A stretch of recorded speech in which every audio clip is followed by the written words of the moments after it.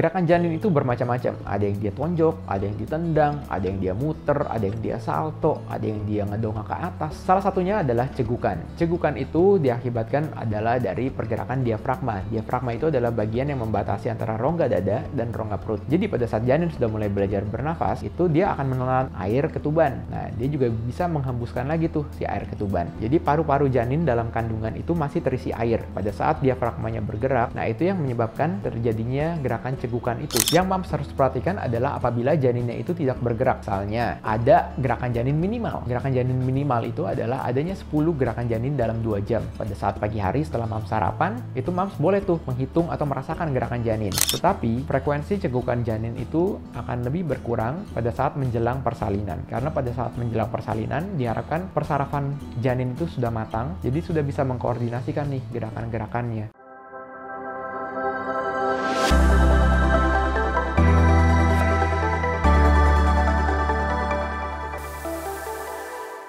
Hai, kembali lagi di channel Dr. Kevin. Gimana, apa kabarnya semua? Semoga semua dalam keadaan sehat ya. Kali ini saya akan membahas mengenai janin cegukan dalam rahim. Nah, pasti banyak banget nih yang merasakan. Khususnya mams yang lagi hamil di trimester kedua dan ketiga sudah bisa merasakan gerakan janin. Terus kok berasa gerakannya gini ya, kayak cegukan. Nah, apakah itu normal? Tapi seperti biasa, sebelum saya lanjut, buat kalian yang baru pertama kali ketemu dengan channel ini, jangan lupa untuk dukung terus channel Dr. Kevin dengan cara klik tombol subscribe-nya di bawah sini. Yang tulisan subscribe, tinggal diklik aja. Dan juga di sebelahnya tuh ada tombol lonceng.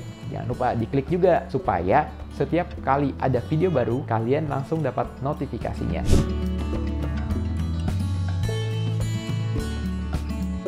Janin di dalam kandungan itu bisa bergerak. Bergerak mulai dari trimester 1 udah bisa bergerak. Jadi pada saat kalian nanti di USG, nah kelihatan tuh yang di trimester 1, janinnya udah bisa bergerak ya, dede bayinya gitu. Nah, memang tidak bisa dirasakan pada saat di trimester 1. Mams baru bisa merasakan gerakan janin di trimester kedua. Pengen tahu kapan? Udah ada nih videonya di sini, tinggal diklik linknya aja. Di video itu sudah dibahas tuntas mengenai gerakan janin. Kapan mams bisa merasakan gerakan janin? Gimana cara menghitungnya? Apakah normal janinnya bergerak seperti apa? Nah, itu udah ada tuh, tinggal ditonton aja videonya. Gerakan janin itu bermacam-macam. Ada yang dia tonjok, ada yang ditendang, ada yang dia muter, ada yang dia salto, ada yang dia ngedongak ke atas. Salah satunya adalah cegukan. Cegukan itu diakibatkan adalah dari pergerakan diafragma. Diafragma itu adalah bagian yang membatasi antara rongga dada dan rongga perut. Jadi pada saat janin sudah mulai belajar bernafas, itu dia akan menelan air ketuban. Nah, dia juga bisa menghembuskan lagi tuh si air ketuban. Jadi paru-paru janin dalam kandungan itu masih terisi air. Pada saat diafragmanya bergerak, nah itu yang menyebabkan terjadinya gerakan cegukan itu. Gerakan cegukan biasanya itu lebih halus dibandingkan dengan tendangan dan terjadinya secara teratur. Itu yang biasanya mams bilang kok bayinya cegukan nih. Selain itu, cegukan itu bisa disebabkan juga karena akibat dari perkembangan atau pematangan saraf dari otak ke susunan tulang belakangnya janin. Nah, itu merupakan suatu pertanda yang baik karena susunan sarafnya itu berkembang dengan baik.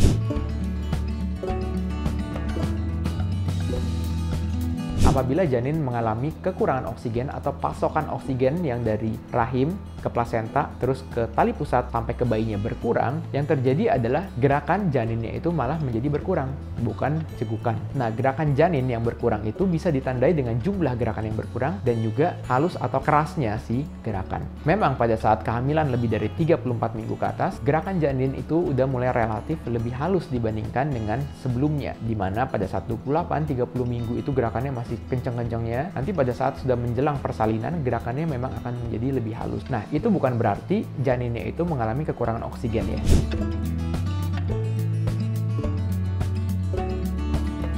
Jadi, cegukan itu adalah suatu gerakan janin. Jadi, dia bagian dari gerakan janin.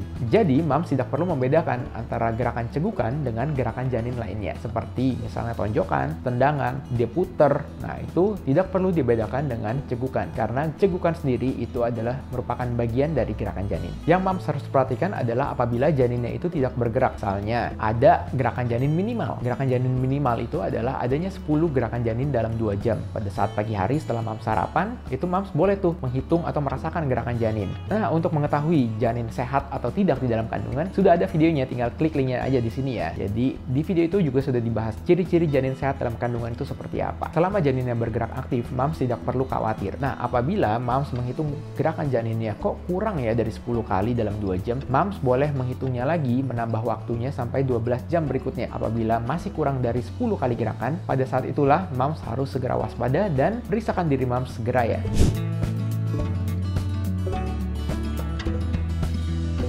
Cegukan bayi memang sering terjadi pada saat usia kehamilan di awal trimester ketiga, pada saat usia kehamilan di atas 28 minggu sampai 30 mingguan. Tetapi, frekuensi cegukan janin itu akan lebih berkurang pada saat menjelang persalinan. Karena pada saat menjelang persalinan, diharapkan persarafan janin itu sudah matang, jadi sudah bisa mengkoordinasikan nih gerakan-gerakannya. Jadi yang dapat Moms rasakan adalah gerakan bayinya kok jadi lebih halus dan janinnya nggak seaktif dulu lagi. Tapi nggak usah khawatir ya, yang penting adalah adanya gerakan minimal itu. Apabila Moms merasakan cegukan janin di akhir kehamilan, itu bukan berarti suatu tanda bahwa ada gangguan dengan tali pusatnya ya. Untuk mendeteksi adanya gangguan aliran darah tali pusat atau janinnya terlilit tali pusat atau tidak, Moms gampangnya tinggal di USG aja. Jadi pada saat di USG bisa dilihat nih aliran darah di tali pusatnya gimana. Apakah ada gangguan aliran darah atau tidak, atau adanya lilitan tali pusat atau tidak. Jadi nggak usah khawatir dan nggak usah mendengarkan mitos-mitos. Oke, sekian dulu konten Dr. Kevin kali ini. Jangan lupa untuk dukung terus channel ini dengan cara klik tombol like, comment, subscribe, serta share video ini ke semua sosial media kamu supaya video ini dapat tersebar luas dan bermanfaat. Saya Dr. Kevin, until tomorrow and stay healthy.